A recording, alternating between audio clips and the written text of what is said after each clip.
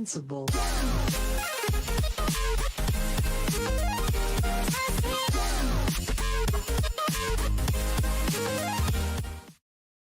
So, einen wunderschönen guten Abend zu ShowCageLive. Es gab ein paar kleine technische Komplikationen, die haben wir jetzt aber ausgeräumt und damit würde ich sagen, wir starten auch einfach straight in die Sendung. Wir hatten UFC am Wochenende, klar, aber wir haben auch noch ein bisschen was vor in diesem Jahr, vor allem Octagon am Jahresende und da habe ich heute zwei Gäste, die da direkt dran beteiligt sind. Zum einen Patrick Vespaziani als Kämpfer und zum anderen Bryan Lacey als Kommentator, Pandit, Moderator, welche Funktionen er alle übernimmt. Wir wollen natürlich aber starten, mit dem Mann, der ein Streaming-Zimmer hat, aber wie formuliere ich das? Da gibt es direkt einen kleinen Stock zwischen die Beine. Nein, die Rede ist natürlich von Il Gladiatore, also Deutschlands, einem der besten Schwergewichte in Deutschland, der in Prag am 29. Dezember gegen Daniel Skor antreten wird, seinen dritten Kampf dieses Jahr machen wird, seinen vierten bei Octagon.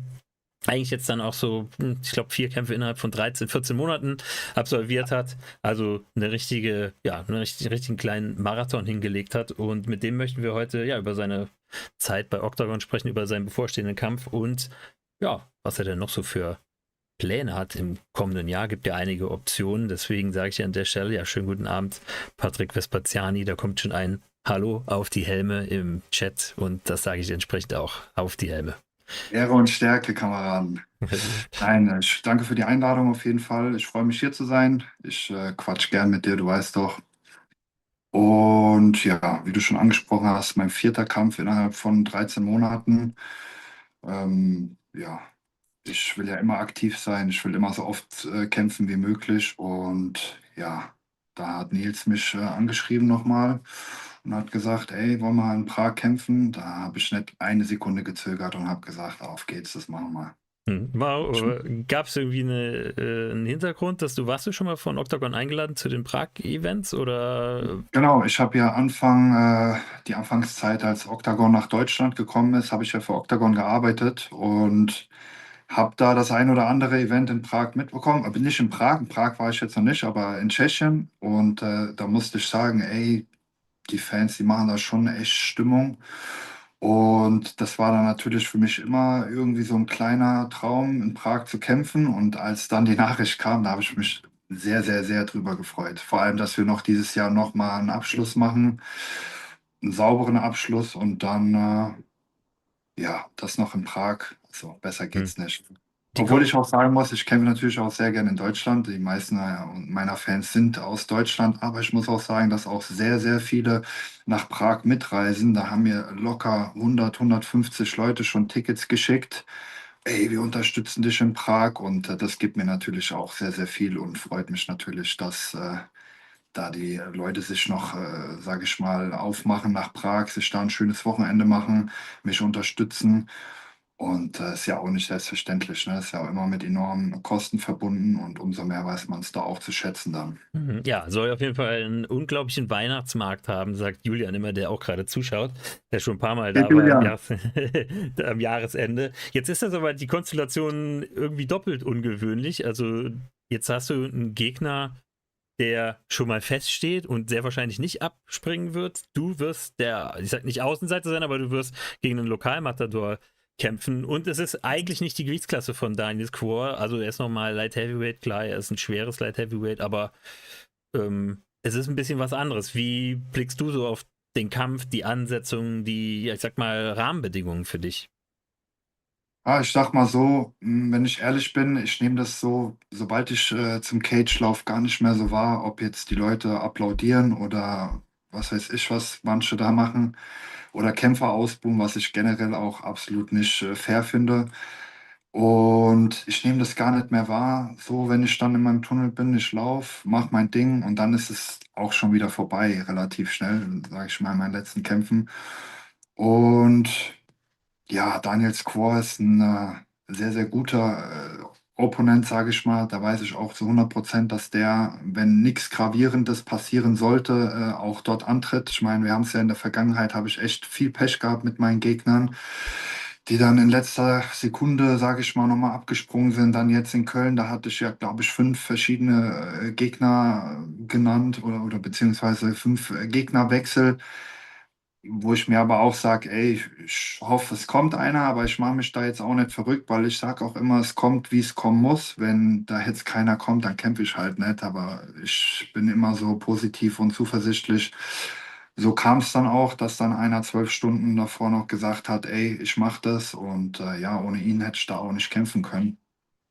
Und ja, ich freue mich auf jeden Fall auf das Matchup. Es wird definitiv ein Kampf, der den kompletten Facettenreichtum dieses schönen Sports ähm, in, werde ich wieder auf die Matte bringen. Und ja, er ist ein Kickboxer auf dem Boden, kann er auch scramblen, weiß, wie er sich befreit. Und ich freue mich auf das Match und werde natürlich alles wieder versuchen, um vorzeitig zu gewinnen. Was machst du so aus seinen letzten Kämpfen? Er hat unter anderem auch schon gegen Mark Ducis gekämpft, da sah er dann so am Boden erstmal nicht so gut aus oder hat sich eine gefangen und dann hat er aber schon seine, ich sag mal, Striking-Qualitäten ja, mit ins Spiel Ja, gebracht und ist schon ein gefährlicher Mann. genau, den Kampf habe ich natürlich auch, ja, es war sein vorletzter Kampf, den habe ich auch analysiert. Da muss man sagen, hat Mark nicht so gut gemacht. Er hat nicht versucht, die Position zu verbessern, sondern ist in der Position verweilt und ja, hat dann versucht, ein schnelles Finish zu suchen, aber hatte nicht die optimale Position dafür. Da hätte er eventuell noch weiter grinden müssen, eventuell noch in die Full Mount. Es gibt da verschiedene, sage ich mal, Ansätze, wie man es hätte lösen können. Und ja, da hat er sich schnell erholt, er hat ja ein gutes Brett gekriegt, es war sehr schön in die Rechte reingelaufen. Und ja, dann natürlich aus der Full Mount hätte er das Ding easy finishen können. Nicht easy, aber besser als aus der Half Guard, weil da kann man rausscramblen, man hat nicht die optimale Position. So kam er dann wieder hoch. Eventuell war Mark auch ein bisschen müde, nachdem er sich da dann schon ein bisschen verausgabt hat. Und dann kam das eine zum anderen. Einmal die Deckung vernachlässigt, das ist im Schwergewicht meistens tödlich und ja, hat den Mhm. dann halt sauber ausgenockt, ne? Mhm. Ja, also die Knockout-Power hat er auf jeden Fall, das hat er schon mehrfach Ja, gezeigt. 100%. Jetzt hast du aber auch gezeigt, dass du eben den Gegner eben nicht mehr aus dieser schlechten Position rauslässt. Also sobald du den Dagestani-Handcuff da drin hast, da kommen vielleicht die wenigsten überhaupt noch raus. So hast du deine Kämpfe gefinisht, aber vor 1, 2 Jahren war auch noch eine extreme Knockout-Power bei dir da. Die ist mit Sicherheit immer noch da, aber da hast du es auch zur Schau gestellt, so würde ich es jetzt mal formulieren. Inwieweit sieht man jetzt schon die Entwicklung des Patrick Vespazianis, als er beim MMA Spirit angefangen hat, also im Vergleich zu dem Patrick Vespaziani, der angefangen hat und jetzt heute, den wir dann in Prag sehen werden? Ja, das kann man ja deutlich sehen anhand meiner Kämpfe von Anfang bis zu dem letzten Kampf, dass ich mich da auch gerade im Grappling und auch im Wrestling extrem weiter verbessert habe.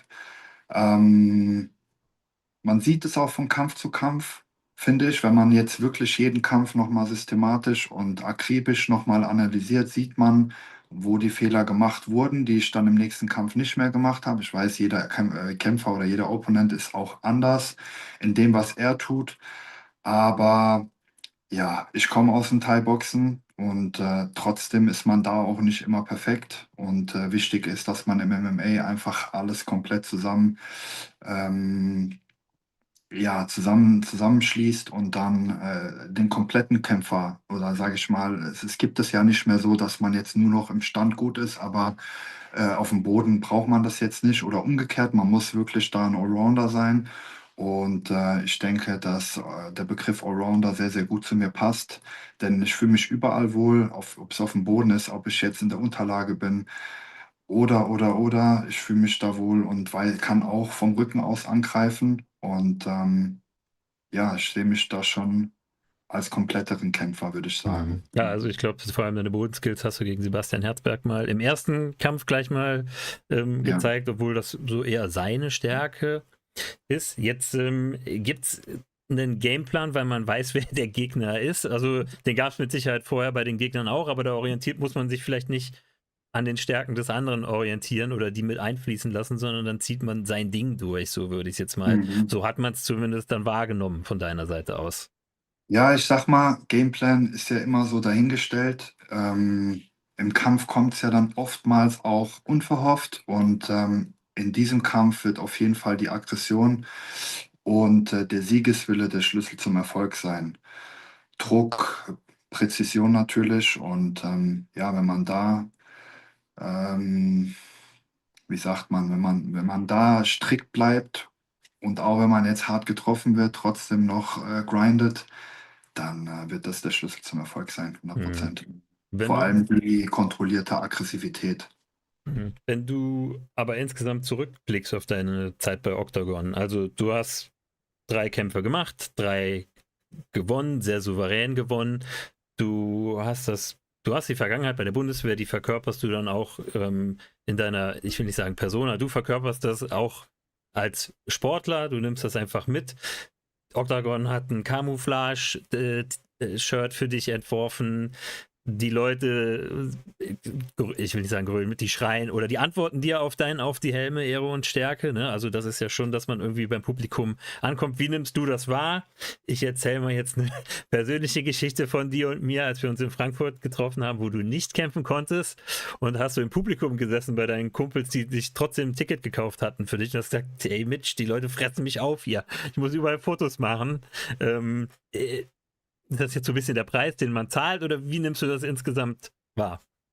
Mm, Ja, also ich sag mal so, zu der zweiten Frage ist es so, da muss man für die Fans da sein, ne? Die kaufen T-Shirts, die kaufen Tickets, die supporten einen, die feuern einen an. Das ist ja auch jetzt nicht nur, sage ich mal, wenn ich bei einem Octagon-Event bin, ist es ja auch medial, dass Leute mir schreiben, Tipps wollen, ich die denen auch gebe und auch wirklich versuche, jeden zu antworten. Wenn es auch gerade Fragen zur Bundeswehr, wenn mich junge Burschen anschreiben, sage ich mal, und Fragen haben, ey, ich würde gern zur Bundeswehr, kannst du mir da Tipps geben? Und dann nehme ich mir natürlich die Zeit und mache dann manchmal 2, 3 Minuten Sprachnachrichten, weil ich halt will, dass die auch dahin kommen, wo sie hinwollen. Weil manchmal ist es ja so, ich sage, ich spreche jetzt mal von meiner Vergangenheit, da wusste ich nicht so wirklich, was ich machen will bei der Bundeswehr.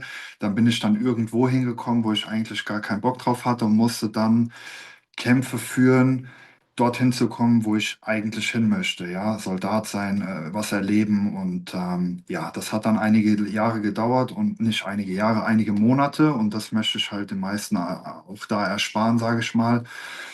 Und was für mich auch ganz, ganz stark im Vordergrund steht, ist, dass ich immer jemand sein wollte, der für andere ein Vorbild ist. Nicht nur für eine Sparte, nicht nur für Soldaten, nicht nur für die, sondern wirklich für jedermann, ob das jung oder alt ist.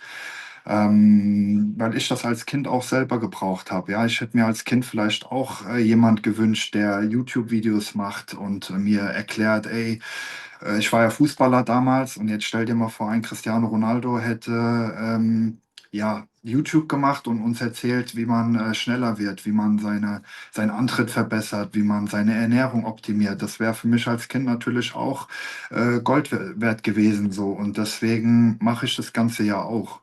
Hm. Und ich sehe, dass das sehr, sehr gut ankommt und freue mich auch, dass da das Feedback immer so positiv ist und die Leute das halt annehmen.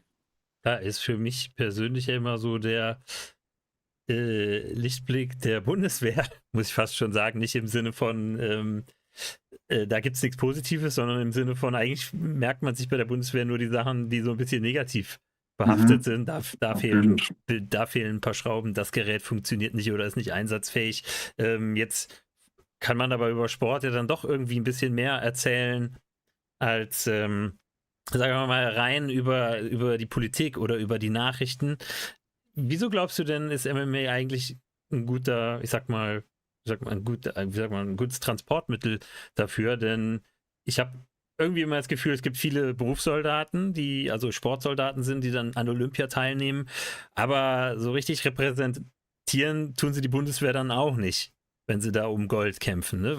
Das sieht jetzt bei Mhm. MMA ein bisschen anders aus. Auch ein Ja. Karan Mosebach, der auch Berufssoldat noch ist und das auch so ein bisschen vorlebt? Also warum glaubst du, ist es vielleicht MMA vielleicht tatsächlich, was die Bundeswehr besser ausnutzen könnte in Zukunft?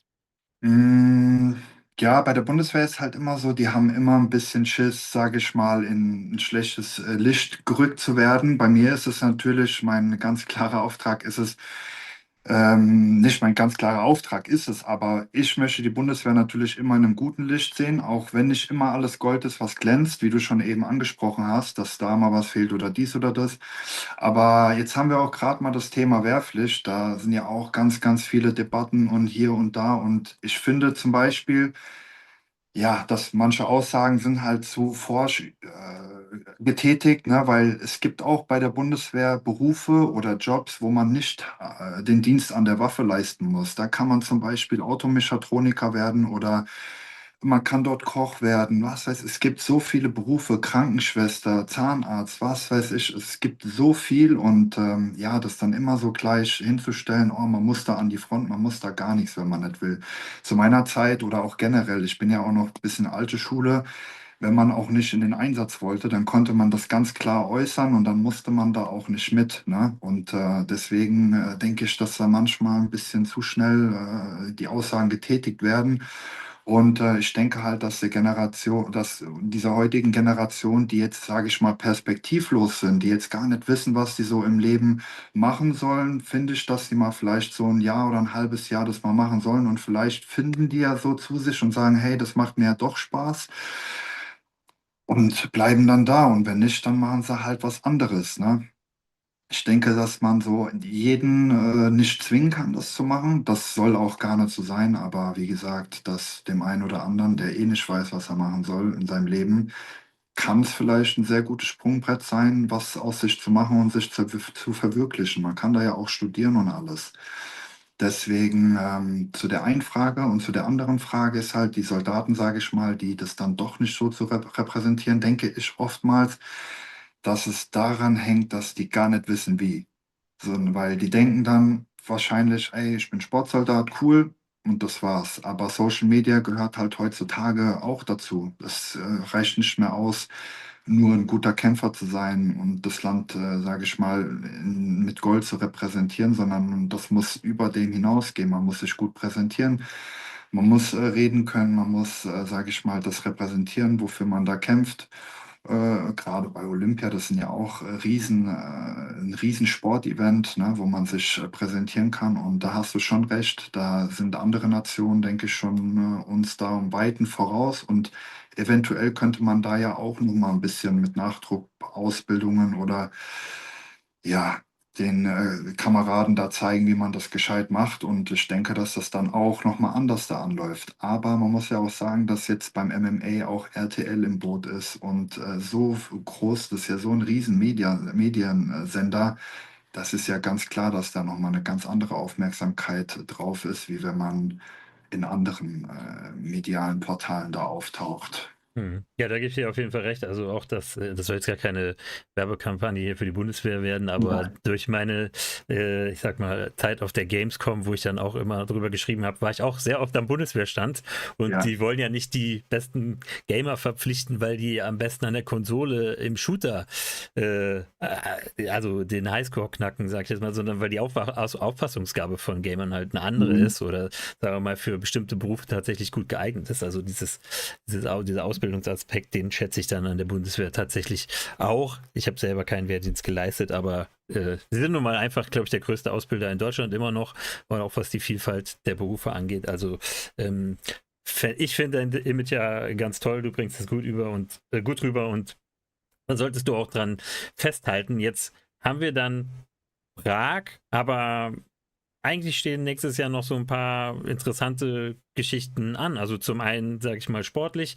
Was macht man aus dieser Heavyweight Division mit dir oder Mhm. was soll danach kommen? Irgendwann muss es ja mal entweder ein Title Contender Fight werden oder direkt der Titelkampf. Jetzt haben wir in Prag dann im Heavyweight den Titelkampf. Guckt man da mit einem Auge vielleicht auch hin? Ja, natürlich, zu 100%. Das ist das, was ich gesagt habe von Anfang an. Ich bin nicht da, um einfach nur hier ein bisschen zu kämpfen, sondern natürlich möchte ich mir auch den Titel erarbeiten.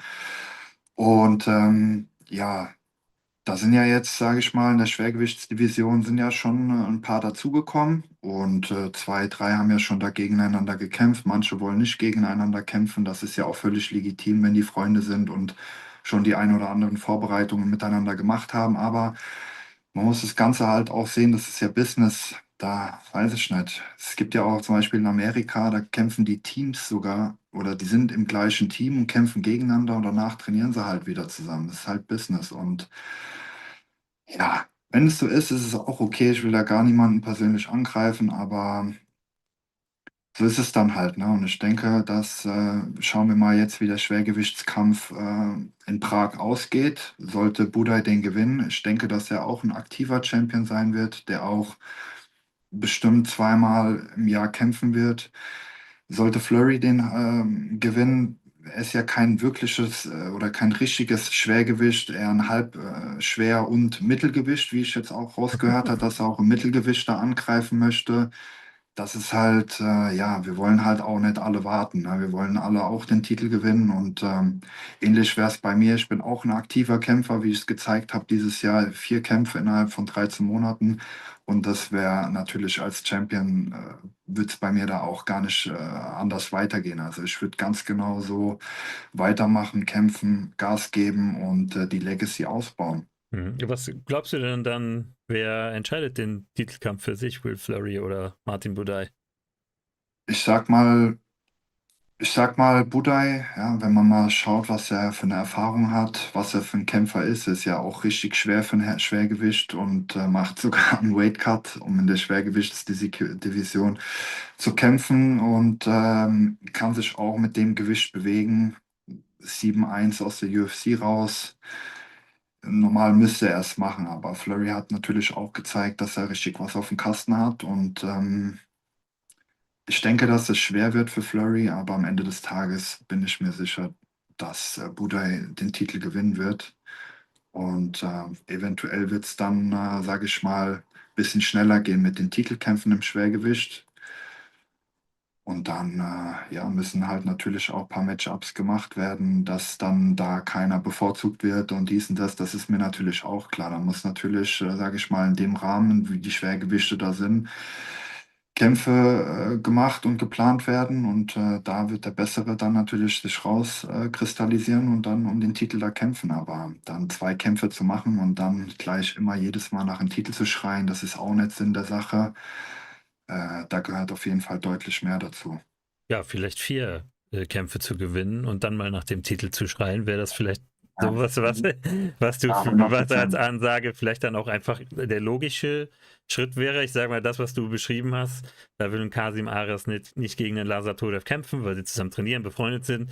Dann schließt sich die Tür für einen von beiden am Ende auch irgendwo Mhm. Ich schon. denke auch bei den beiden, die würden sich da jetzt auch nicht drum streiten. Lazar schätze ich auch zum Beispiel so ein, dass er sagt, ey, ich habe jetzt schon zweimal gekämpft, mein Freund Kasim, mach du das Ding. So schätze ich den ein. Ich schätze den Lazar ja als auch sehr korrekten Menschen ein. Wir haben ja auch schon mal gekämpft. Hm. Mittlerweile sind wir nicht mehr so gute Freunde, was aber auch nicht schlimm ist. Und ja, deswegen muss man das unter sich so ausmachen. Ne? Da müssen die Kämpfe dann kommen und dann sagen wir, wie du schon sagst, Title Contender. Wenn ich jetzt noch einen Kampf gewinne, wenn Kasim jetzt noch einen Kampf, ich meine, ich habe ihn auch öffentlich herausgefordert, da kam ja auch bis heute keine Antwort. Weiß ich jetzt auch nicht warum, aber wie gesagt, das denke ich wäre ein sehr guter Kampf. Und ja, wenn die beiden befreundet sind, ich gegen ihn kämpfe, dann den Titelkampf bekommen, wäre das für mich auch okay. Hm. Wie gesagt, ich habe gesagt, ich will mir den verdienen und da bin ich auf dem besten Weg hin. Hm. Ja, da würde ich auf jeden Fall zustimmen. Jetzt wäre so die abschließende Frage, willst du dann eigentlich die gleiche Aktivität im kommenden Jahr so halten? Ich würde jetzt sagen, okay, das ist schon ein krasses Pensum gewesen, zumindest seit Dezember 2024, als es da in München losging, war das, glaube ich. Also ähm, bleibt das sofern du verletzungsfrei bleibst? 100%. Ich trainiere immer, auch wenn ich nicht in der Vorbereitung bin, trainiere ich auch zweimal am Tag. Ich gebe da Vollgas. So, man sieht ja, sage ich mal, wie lange mache ich den Sport jetzt? Seit 3 Jahren. Ich habe mit 3,5 Jahren, ich habe mit 30 meinen ersten Profikampf gemacht. Und ja, also da wird es auf jeden Fall an der Motivation und am Training generell wird sich da nichts ändern, denn ich bin sehr gerne auf der Matte. Klar kommen auch manchmal so Tage, wo ich sage, ey, heute gar keinen Bock, aber dann gehe ich trotzdem. Ja, dann greift die Disziplin und gehe ich, die habe ich ja auch von der Bundeswehr. Und dann gehe ich einfach. Und dann, wenn ich warm bin, dann ist es auch immer ein gutes Training, auch wenn ich jetzt mal keine Lust hatte. Aber an dem Pensum, sobald, wie du sagst, soweit ich verletzungsfrei bleibe, wird es da Kämpfe hageln ohne Ende. Also wenn ich 5 mache, mache ich 5 im Jahr. Das ist auch kein Problem. Ich bin aktiv, ich habe Bock. Ich bin jetzt, sage ich mal, in der Blüte meines Lebens. Und jünger werde ich nicht mehr. Gut, das werden wir alle nicht mehr. Sind noch knapp 3 Wochen bis zum Kampf. Deswegen an der Stelle wünsche ich dir noch eine verletzungsfreie Vorbereitung ohne Blessuren, Wehwehchen. Das, was man alles nicht braucht. Und die Daumen sind natürlich gedrückt, dass du die deutschen Fahnen da hochhältst in Prag und dann deinen 4. Sieg feierst gegen Daniel Squor. Und da bleibt mir eigentlich noch zu sagen, Patrick, vielen Dank, dass du dir die Zeit genommen hast. Wir Gerne. bleiben ja wie immer in Kontakt. Das lässt sich ja nicht vermeiden. Nächstes Mal kommst du mit nach Frankfurt. Ja, jetzt hast du die 2 Anfänger da verdroschen von meinen Arbeitskollegen. Jetzt beim nächsten Mal, dann gibt es vielleicht eine richtige Herausforderung, wenn ich mitkomme. Jetzt habe ich es hier öffentlich geäußert. Jetzt müssen wir es irgendwann mal auch einhalten. Entsprechend, sehen wir uns auch mal auf der Matte. Aber bis dahin sage ich für heute nochmal einen schönen Restsonntag, Patrick. Danke für deine Zeit nochmal und Sehr ja, gerne. wir hören uns, wir schreiben uns. Bis zum nächsten Mal. Danke dir Auf für die deine Helme. Zeit. Ja, auf die Helme, Ehre und Stärke. Auf Bis die dann. Helme. Mach's gut. Ciao, ciao. Ciao. Ja, das war Patrick Vespaziani. Das Duell mit Patrick werde ich dann auch irgendwann live streamen wahrscheinlich. Gucken wir mal, wie viele Leute das vor die Flinte lockt. Entsprechend wollen wir auch nicht lange warten. Wir haben jetzt ein klein bisschen überzogen mit Patrick und den nächsten Gast, der müsste schon in der Leitung sein. Deswegen gehen wir da auch jetzt mal schnell rein gucken. Werde ihm mal schreiben. Also das Ganze kann euch noch mal sagen, wenn ihr Fragen habt an die Gäste, haut sie einfach in den Chat. Ich werde versuchen, die im Verlaufe des Interviews zu stellen. Und mein nächster Gast ist, ich finde ihn ja besonders spannend, weil das ist eigentlich das Gehirn von Octagon. Keiner weiß mehr über MMA als Bryan Lacey. Und das weiß ich so ein bisschen, weil ich mal an einem der Kommentatoren-Meetings teilgenommen habe. Ich war auch mal Gastkommentator für 3 Kämpfe. Und ja, also die meisten Details, die hat Bryan Lacey auf dem Kasten. Und ja, das Schöne ist, er sagt, er schaut sich auch meine Interviews an mit KI-Übersetzung, um sich so ein bisschen auf Kämpfer und Kämpfe vorzubereiten, wo er eben noch nicht so viel weiß. Sind ja oft bei mir auch, ich sag mal, noch ein bisschen unbekanntere Kämpfer und Verantwortliche zu Gast, die eben noch so am Anfang ihrer Karriere stehen oder gerade bei Octagon anfangen. Deswegen, das fand ich war für mich ein echt tolles Kompliment von seiner Seite, dass dass man sich auch über meinen Kanal so ein bisschen mit informiert. Deswegen bin ich sehr gespannt, was er macht. Er hat geschrieben, Logging in. Hoffen wir mal, dass das funktioniert. Ja, da loggt er sich auch schon ein.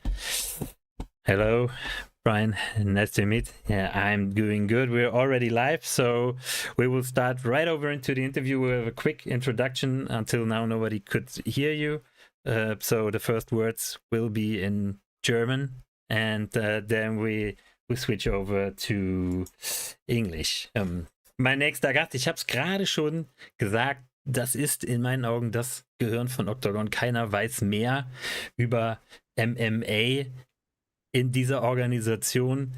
Ja, ich weiß gar nicht, in welchen Rollen er alles zu sehen ist, von ja, Experte, Kommentator, Moderator, er übernimmt alles. Wir switchen jetzt mal ins Englische. So, like I said, the brain of Octagon is finally here. The man who is living every German's dream, living in Mallorca. From Palma de Mallorca, I don't know, but from the island of Mallorca. Yeah, it's a pleasure. Bryan Lacey, welcome to the show. Thanks for your time. Hey, thanks for having me. I've watched for a long time. You're my secret weapon because you and a couple of the other guys do the interviews with the German fighters, so I can dip into the archives and sound like I know them firsthand because of the work you do. So I appreciate it. Yeah, that's I told that in German before you entered the call, that you gave me that compliment. Yeah, watching some of my interviews, that's really nice. It's a little bit flattering in the first place, but I know there are some guys in Octagon who don't have any media presence at all until that point they enter the organization, and that totally changes afterwards. Yeah. But like I introduced you. Can you explain why does an Englishman choose to live on Mallorca? I know many British people go over there to do vacation, but I mean, to stay there or to leave the UK, maybe it's a big step, but can you explain it for me? Yeah, so it was it's always been like a thing where my wife wanted to live by the sea, by the ocean. But I never thought she'd want to do it. So it was maybe 4 years ago. I think she had her midlife crisis. She walked into the front room in April, and by August we had moved our entire life to Mallorca. And I thought it was only going to last for maybe a few months, and then she'd panic. She'd want to go back home. But the sun suits her, the sea suits her, and yeah, happy wife, happy life. So yeah, that was the main reason she wanted to do it. She was up for it, and I can live anywhere. I've got no massive attachment to any area in the UK, and I think the UK is struggling right now. So it's nice to wake up in the UK. It's cold December. We've had 23 degrees out there today. So yeah, why not? Yeah, it sounds really nice, but in the end, so this sounds too like you're not missing the rain or the clouds. No, not at all. But I tell you what, the amount of Germans that are on this island is insane. I mean, it's beautiful for me because now I can get to any city direct. When I'm talking to some guys and they're saying, well, how did you get to Hanover, or how did you get wherever? And I'm like, every German comes this way, so I just follow them home, and yeah, it works out well. Yeah, and that leads me to the point where when you are watching my interviews, probably you're looking for the origin story of the fighter. So I want to know your origin story with Octagon. Can you tell us, when did it start? Did you start from the first show in, I don't know? No, it's another lockdown story, I suppose.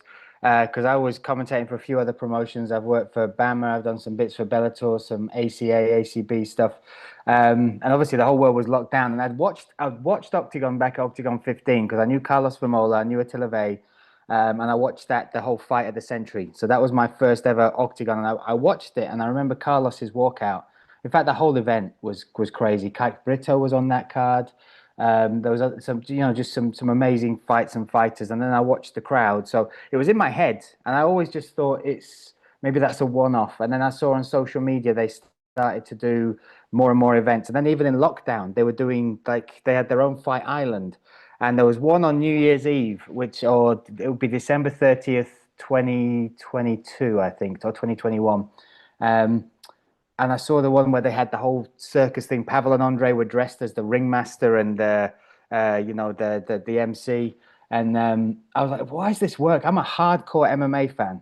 And usually when stuff's different, we don't like it. We're like, no, just give us what we want. Just give us the fights but something caught my eye, and I saw how good the fights were. I saw how passionate those two were. And in particular, those two. It wasn't just the fighters. I saw the dynamic between them.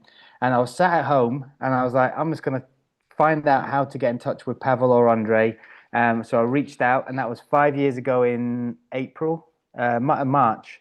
And and they said, yeah, come and do an event. So my first event was no audience, no crowd. They had us sat miles away from the cage on a little balcony in this hotel, calling the fights. It was Carlos Vermola versus Datalinka for the middleweight title. But even though there was no crowd, I got a sense for the relationship between the fighters and the promotion. I got a sense, even just being online, about how the fans interacted differently with the fighters. And I remember sitting there, and I was still working for other promotions at the time, and I just looked at it, and Andre said to me, what would you do different?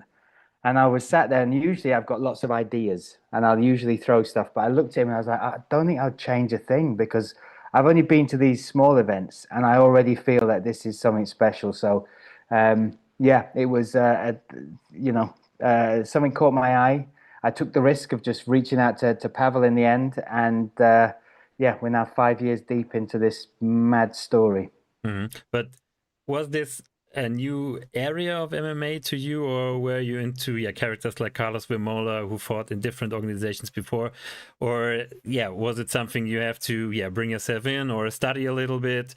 I studied. Yeah, but listen, so all the other promotions I'd worked in, like Russia and places like that, every place I'd go, you have to study this. It's what I love most about this job, is finding the stories, finding like what's individual about the fighters, what struggles they've been through, and it's the bit that I've done a lot of jobs in my life, and I still find myself working harder on this than I ever did for stuff that people would say is real work.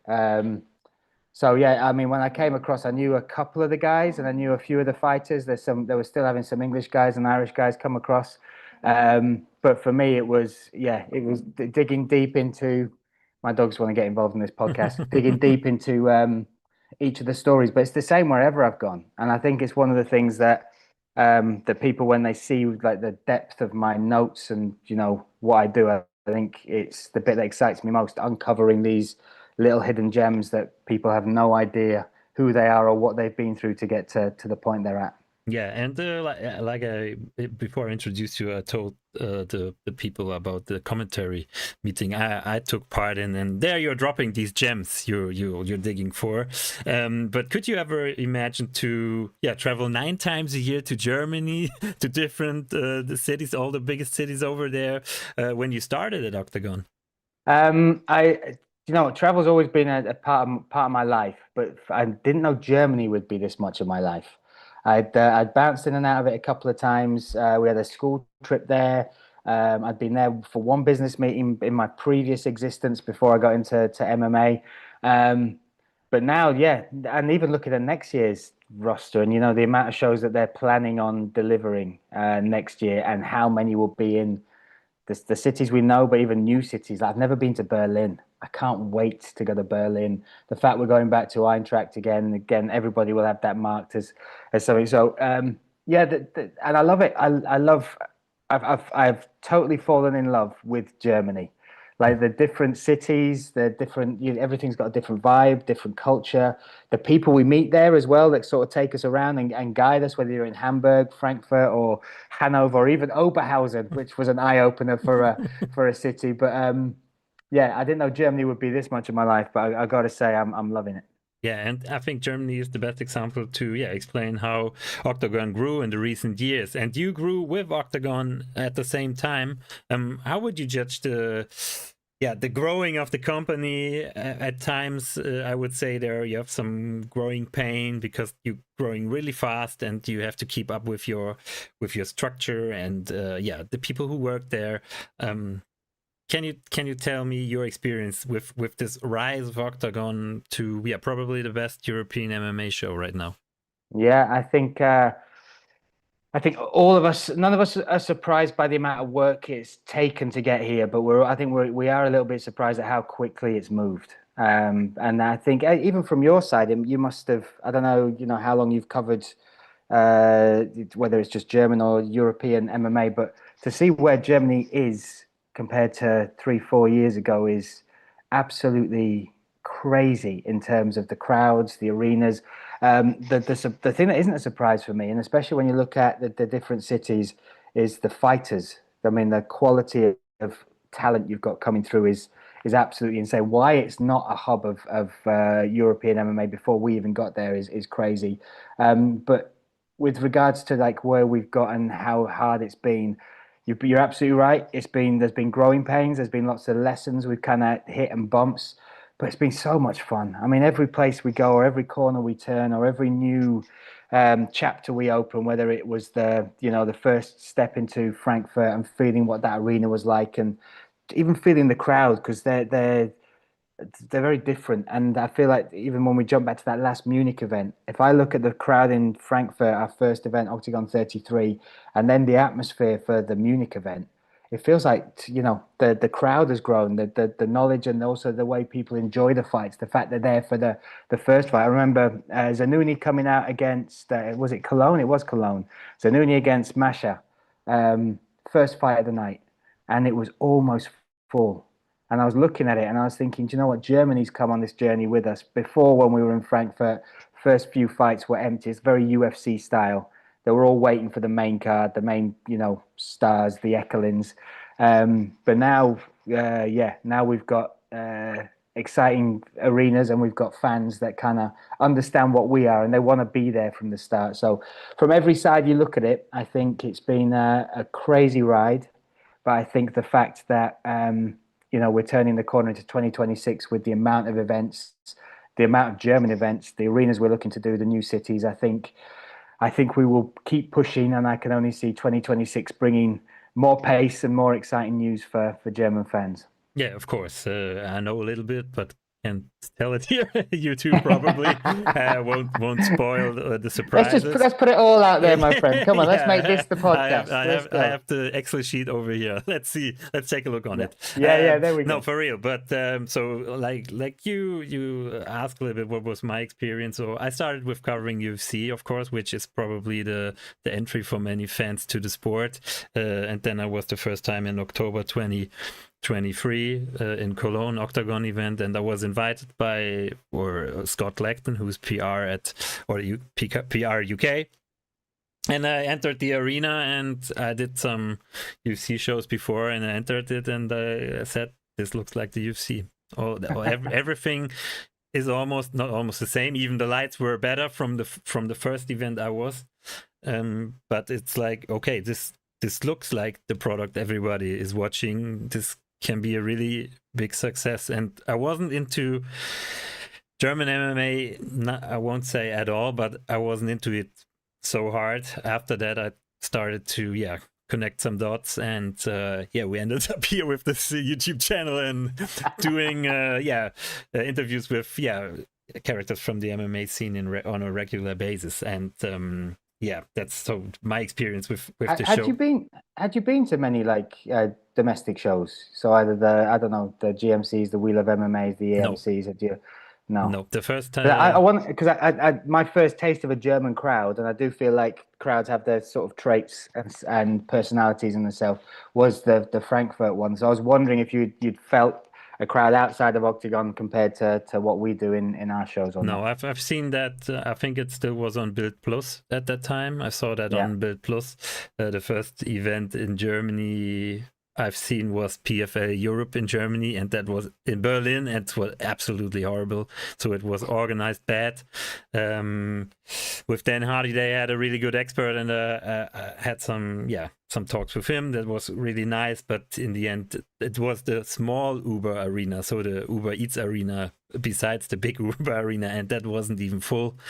They had good fighters, they had a good matchmaking, but the organization, the marketing was totally shit. So this had no atmosphere. So I had to wait until that event in Cologne to see, okay, that's really possible in Germany to bring big audience to a good organized MMA show. In the end, that's a point that I can't find a good bridge on that. But were you personally disappointed when the UK expansion failed? Yeah, I mean, totally, because I kind of was part of the charge that took him over there.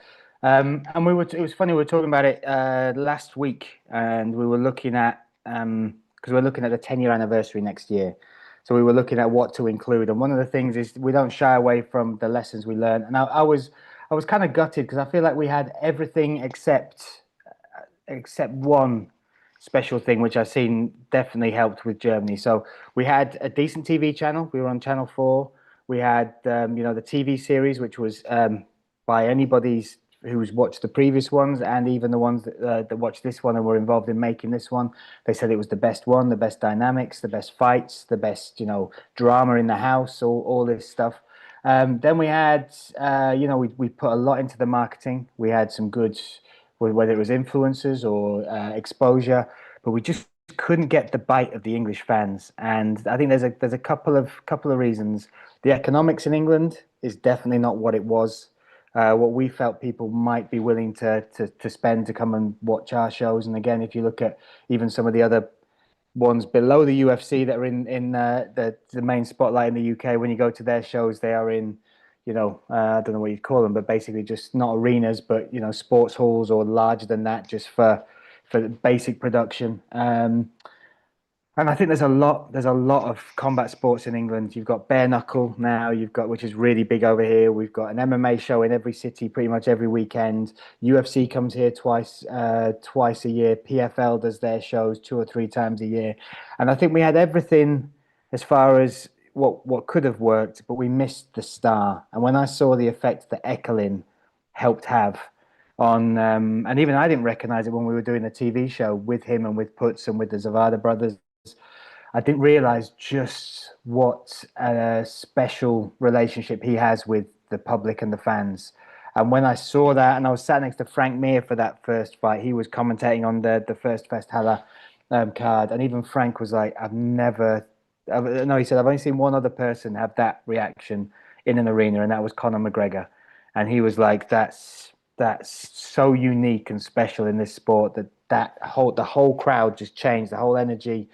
And I feel like if we'd had we had great fighters, great, talent, great prospects, but we didn't have that established star. And I think that could have made a difference. But whether it did or it didn't, what we did learn very quickly is that the hotbed and the easier, path to take rather than pushing a boulder up a hill, but, roll down with it was Germany. And we took a lot of lessons from the UK, a lot of lessons on how to market, a lot of lessons on how to work with partners, a lot of lessons on even how to work with fighters to help promote us in certain cities. So it hurts. I still think about it at night, like I'm looking at some of the other shows in the UK and I'm like, we're so much better. We can give the fans so much more. And even the fighters in the UK, unless you get to the UFC, you don't get the sort of experience of walking into a 15,000 seat arena with the crowd on their feet and that energy and atmosphere. You don't get to travel around the different cities and be that star. So I feel like it's sad for the UK fans, sad for the fighters, sad for me personally, because I would have loved to do more shows there and really establish it. But the flip side of that is we fully, embraced Germany and Germany embraced us. And I think that's the difference. That was like, Germany's like a really good girlfriend. She answers your texts, she gets you nice presents on your birthday. Whereas the UK is that girl that, we might go on a second date. We'll see, we'll do this stuff. Whereas, Germany, I think we're ready to put a ring on it now. Yeah, that sounds not really German in the end, but your comparison.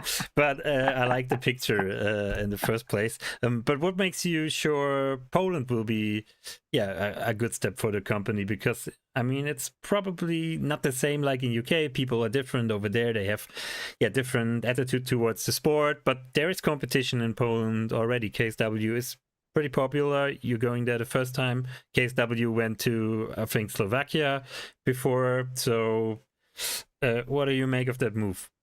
Yeah, for us, and when I found out, people don't believe me on this, but Andre and Pavel kept this so close. Andre, Pavel, Petr Filipec, and Hinek, who's the head of marketing, they were all involved in signing that deal and picking that as the next spot that we would go. No one else in the team knew, apart from the PR team. Got a little drop just before we were announcing it so that they could prep the press and the media or get ready to prep. But I walked in to do the weigh-ins on the Friday morning. I've forgotten where we were. I think we were maybe Hamburg. I can't even remember. But it was the morning of, and I was getting there, and one of the guys walked up to me and said, "Have you got the announcement?" And I was like, "Nope." And then the next thing, a guy walked up and put a card in my hand saying, in between these fights, you're going to announce we're going to Poland. So that was my first, understanding of that. And when I spoke to Andre and Pavel afterwards about why, I think that, Poland, fighting is their national sport. And I think one of the lessons when we talk about we've learned from the UK is we went straight to a 20,000 seat stadium. That was the wrong move in my eyes. Like, it was too big, too much, and we hadn't established ourselves or really earned that spot yet. So we're going now to a city which is a smaller arena with a star from that city and Mikael Matela as well. And the intent is just to be us. I mean, there's every interview I've had or every person who's spoken to me about Poland is always like, but so you're going head to head with KSW. We're not. We're going there to be Octagon. And I think that's the mistake that could be easily be made. We're not going there to start a fight. We feel like we could fit that market. We've got some great Polish fighters. We feel like we're different. And we're only doing one show. It's not like we're signing up for 14 shows next year in Poland. We're going to bring Octagon the best we can. We're going to put the best fights on we can. We've already got Matela, who is huge in that city. He is, and he's been huge for the Polish market as well. If you look at the fighters that came through and really helped Poland become the stronghold in Europe for a very long time in MMA, you look at Khalidov, you look at him, and you've got to respect what they've done, and they've still got a strong fan base and a strong presence. So I'm excited to see, and I think this is the great thing. We will find out if Poland will love us. We're doing it on a smaller scale than we did in the UK. So again, it's still a big risk, but I think we're taking tentative steps to introduce ourselves rather than just exploding into the market. And we'll just do what we do. I think everybody who comes to our shows, like you just said, when you walk in, it feels different. The production's high, the energy's great. It's more than just fights that we put on. We put on like a festival of violence. It's good fun from start to finish, and we'll do what we always do. We'll find unique fighters, we'll match good fights, and we'll tell stories, and hopefully that will be enough to see us do more than one show in Poland. Because I've commentated maybe 20 or 30 times in Poland, and I've said it many times, it's one of my favorite places to call fights because it truly is their national sport. Poland loves fighting, and they're built for it. And if we can make a mark there, if we can fill the arenas like we do in Germany, like we do in the Czech Republic and Slovakia, then I think it's great. And there's space. There's plenty of space in this market right now for strong European promotions. I just feel like we are the strongest as it stands. Yeah, that sounds interesting because of the fact you told that they signed Matala to sell out Stettin. I don't know the English pronunciation of the city, but this is like the recipe of Octagon for a lot of shows. Christian Jungwirth is really big in the south, in Munich, like we've seen, in Stuttgart, of course. Okay, Christian Eckerlin is above them all a little bit, big in whole Germany, but in Hannover, Max Holzer would sell out easily. And when this is a certain dependency for a company, depending on big names from that area, which sell out the arenas.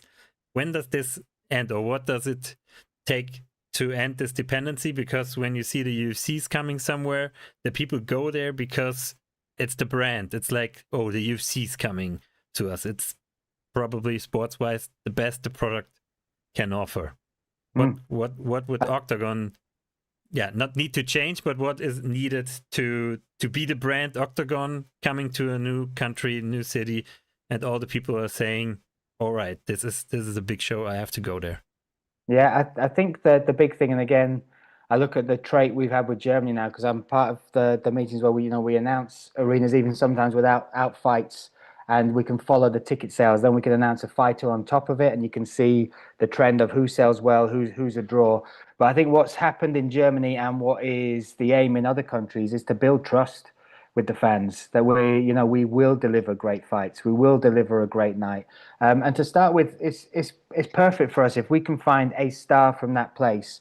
It works for everybody. I mean, the fans will be excited to see them. It'll help us sell tickets. It adds something to the show, and then we can grow it from there. But returning to those cities and coming back and continuing to deliver high-level fights, nights that people want to be part of. Because another great thing is a lot of my friends aren't massive MMA fans, and they've been to some of the other shows that I do, and they kind of sit there and then they're ready to go by, the main card, because 6 or 7 hours of a sport you don't really enjoy is kind of crazy. But I've brought them to Prague. I've taken them to even Birmingham, even to Slovakia, and they've come and watched, and they love it because it's not just the fights, the energy, the atmosphere that's there as well keeps people engaged. And I think, if we keep creating these nights where people want to be there, they want that ticket, and they trust that we can deliver it, whether it's a new city, a new country, or a place we've been back to 12 times. The idea will be that the brand itself, people will be so excited to be, they'll trust it so much, and they'll be so excited because they've been there, and they want that ticket again. They want that experience. They want to be there for those moments. That's what will keep those tickets going and those seats full. Yeah, that's right. In the end, what I'm interested in is, you have to stay neutral a little bit, right? That's more or basically part of your job. But are there any favorite fighters in Octagon you have because of their persona or personality? Because at times I think, okay, we have some fighters who are doing really well, they are winning, but they don't have probably not the charisma to win the audience over in the end. And then there are people like Dennis Frimpong, and they're doing 2 or 3 interviews, and some people love him, some people hate him, but that's what you want. People caring about you, and you're somehow moving the needle for the company. First of all, are there any favorite fighters from both point of views, like sports-wise and persona-wise? And what do you think the company needs more right now? Does it need more of the talkers, or can I say the walkers? That sounds a bit stupid. No, it works. Yeah, somehow. I've definitely got people that I know better than others, and I always try and stay neutral. And I'll tell you who my favorite fighter is, and it's easy for me because I've known him for so long. I've been with him through so much stuff. It's Aaron Abbey, who's the flyweight. He fought for the flyweight title in Manchester. Cystic fibrosis sufferer. He's got that condition. He'll have it for his whole life. He was only told he'd live till 14, 15. Managed to become a professional sportsman, was an amateur footballer for Wales, moved into MMA, then overcame stage 4 testicular cancer, beat that, and then came back. And on top of that, just one of the nicest human beings. So he, for me, is the Rocky story, and he's somebody that when you watch how he fights, it's how he lives. There's no quitting him. Like, he will give everything. There's just this insane belief that he can get through anything, and that's what's got him through life as well. So when I think of fighters, like, he is head and shoulders, and he's not the champion. He's not somebody who's probably he's not somebody like an Ekelin who's famous in every city in Germany, but that story, that person, how he carries himself is somebody that I can't help but have the respect, but also like a very soft spot in my heart for a guy like that. But I've called fights where he's had the shit kicked out of him. Zhumagulov beat the brakes off him in Bratislava, and again he showed his durability, his heart. But I called that, and if you watch it back, I called it like I call every other fight. So as a professional, you gotta have this space where I respect both of them, and I like whoever's in that cage. I want to do the best job to tell their story, to sell that fight as best as possible. And as far as what Octagon need, I think we just need those, authentic. I think we need people to be themselves. And there's so much of a push, and it was particularly off the back of McGregor and Chael Sonnen, where everybody was like, "Oh, we've got to shit talk. We've got to be the guy that has the soundbite. We've got to say this, or we've got to get in people's faces." But what I've seen is when you are your true self, and whoever that or however that might come across, that's what fans want. They want to feel relatable to you, or they want to look up to you, or they want to enjoy watching you. And I think the ones that surprised us, that surprised me most, Max Holzer. Max Holzer joined Octagon. He was 6-0 at that point. He was mid-card on some of these other promotions, the domestic ones. Came to us, fought in Newcastle, beat Corey Fry, and again, mid-card. Jumped then, won his next fight And again, the walkouts, the personality, nothing crazy to start with, but somehow he just captured the hearts of the fans, and it's just himself. He's not trying to be anything that he's not. He's not trying to be. Yeah, I mean, he's crazy as it is as far as the walkouts, and he's got like a unique personality, but he just lets you see it, and he's unashamedly him. And I think there's other fighters that surprise me. And again, just being themselves. Gokhan Aksu. Like, I would never have picked him to be somebody that and I mean this with total respect, just because I'd spoken to him briefly before his debut, and he's very low key, very humble, beautiful personality. But then you look at the way his fans are with him, and you look at that fan base that he has grown, like busloads of people traveling from Turkey, Austria, every part of Europe, they're coming to see him. And then you look at his relationship with them. Then you look how he fights. And for me, then I'm like, this is somebody I would never have, if you put a line of fighters out, I probably wouldn't have picked him. But now I've seen how the fans interact with him, how he is with them, and that performance he put on against Dennis Frimpong, you kind of go, that's phenomenal. Like, not many people in sport can sell the amount of tickets that he sells. And it's not what we lean on. It wasn't the reason we signed him to us, but to see, the corridors of Munich full of people chanting Aksu with the scarves and everything like that. I was so happy and so surprised. But that's what we need. We just need people to be themselves. People, who will, whether it is being the crazy stuff like Frimpong, because that's him being himself as well. He is that guy. If you go to the gym, Manchester top team, he's as much of a menace to his teammates as he is to anybody that he signs, and that can be good and bad some days. But yeah, that's all I think we need. We just need people to be authentic, people to be, themselves, and I think fans will attach to that, basically. Yeah, and that leads a little bit to the last show of the year, where a lot of good characters are present. Most of all in the main event with Will Fleury, who did a phenomenal journey at Octagon.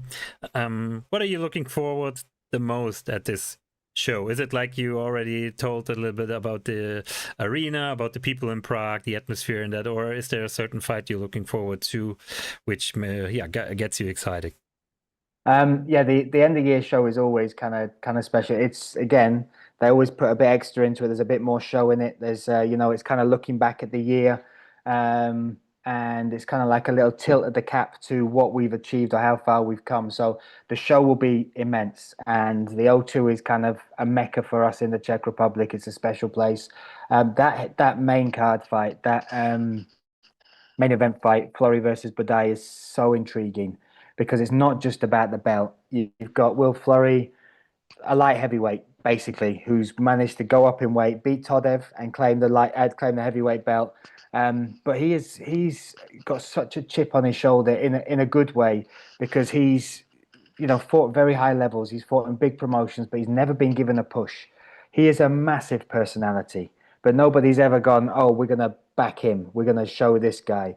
Yet Octagon have done that. Now he's walking into 60,000 seat arenas. Now he's head of the top of the card, double champ, defending one of his belts at the end of year show.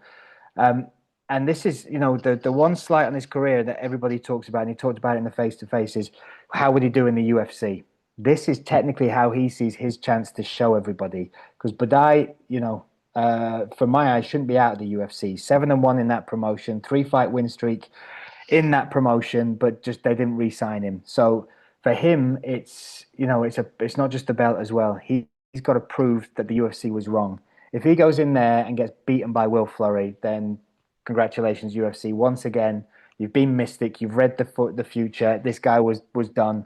So if he comes out and loses that, then that's massive. If Fleury, I think from his side, this is his chance to prove 15, 16 years of sacrifice, of people doubting him. Like, his mum and dad didn't want him to do this sport. There was many points where he's been offered like proper jobs, which would give him good money, security. He's turned them down to chase this dream. And I think this is his legacy fight. And for Budai, this is his chance to prove everybody that backed him was right. You know, the fans that got behind him, the media, and that the UFC were wrong. They've missed out on a true world-class fighter. So their loss is our gain, and without a doubt, that's the one I'm looking forward to. Yeah, me too. I can agree. This is like both fighters have something to prove in that main event. And the final question would be a little bit off topic as well. Have you been to the Christmas party of Octagon a few days ago? I didn't go. No, this is the madness of Octagon. They didn't let us know till about 2 weeks before that was happening. So my wife's back in England doing the Christmas stuff with her mum and her family. So I'm on daddy duty, on doggy duty. So I literally was sat at home. I was sat at home while everybody was having their festive fun. So. But you've been to a prior Christmas party before? I have been to. So, and which award did you receive? I won one this year. I won Presenter of the Year. So that was up to start with. It was up against all the commentators and, as you'd expect, Andre and the guys from the Czech Republic. And then it got narrowed down to me, Andre, and Adela, who does the presenting for that. And I got a message at about 11:15, a very drunk message from about 4 or 5 different people saying that I just won Presenter of the Year. So I haven't seen Andre since that, and I know he doesn't like losing. So I'm imagining that something will happen to me, or Prague could be my last Octagon event. Oh no, we won't wish for that in the end. But probably your trophy is right in the post coming up. I think they've told me they're not going to post it. I have to collect it. So right. yeah. So in 3 weeks' time, you have the opportunity to collect it. Until then, I would say, Brian, thank you for your time today on a Sunday. Appreciate it very much. Looking forward to see you again at the Germany shows. This Prague event is between the holidays. It's a little bit difficult for the Germans to come over, but in the end we will see each other again personally at the events in Germany. Looking forward to that. Again, thanks for your time. Thank you. Genuinely thank you for the effort you put in with interviewing the fighters. I can't tell you how much it helps, and also your interviews are great. Plus the fact now YouTube automatically AI translates, so I can watch you speaking as you do now, beautiful English, but with maybe fighters that haven't got English as a second language or anything. But I appreciate you. You've made me look clever on multiple occasions, my friend, and I owe you a beer or two. That's my goal. That's my goal. And AI is just a tiny bit better and more fluent than I am in English. Therefore, again, Brian, thanks. Speaking to me was a blast. And up till next time. You're invited as a guest anytime soon. And see you soon, my friend. Merry Christmas, my man. Enjoy your Christmas and have a happy new year. And I'll see you in 2026. Yeah, likewise. See you in 2026. Auf Wiedersehen. Ciao. Cheers, my friend. Ja, das war Bryan Lacey, Kommentator bei Octagon und The Brain so ein bisschen. Ich glaube, ihr habt schon gemerkt, wie viel der Mann über diesen Sport weiß und wie er sich auskennt und dass ich ihm dann auch ein bisschen unter die Arme greifen kann mit meinen Interviews. Das stimmt mich dann doch heute noch ein wenig glücklicher als sonst. Ich mache das ja auch gerne, deswegen kann ich ja auch nur sagen, danke an alle, die immer zuschauen, auch wenn der Chat jetzt heute vielleicht nicht so aktiv war, kein Problem. Beim nächsten Mal dann eben wieder. Ich kann nur sagen, wenn euch der Kanal gefällt, wenn euch die Interviews gefallen, dann abonniert ihn, lasst ein Like da, kommentiert fleißig und ich würde sagen, wir sehen uns schon nächste Woche wieder. Da sitze ich auch schon an der Planung für die dann letzte Sendung des Jahres, 14.12. Danach ist dann, Holiday Season, so wie Brian das so ein bisschen gerade rübergebracht hat. Und dann geht es im neuen Jahr weiter. Aber nächste Woche versuche ich noch, das Jahr mit einem Knall enden zu lassen. Deswegen, danke ich mich an der Stelle für eure Aufmerksamkeit. Ich hoffe, ihr hattet Spaß, ihr habt euch gut unterhalten gefühlt. Und ich sage euch noch einen schönen Restsonntag und bis zum nächsten Mal. Macht's gut. Ciao, ciao.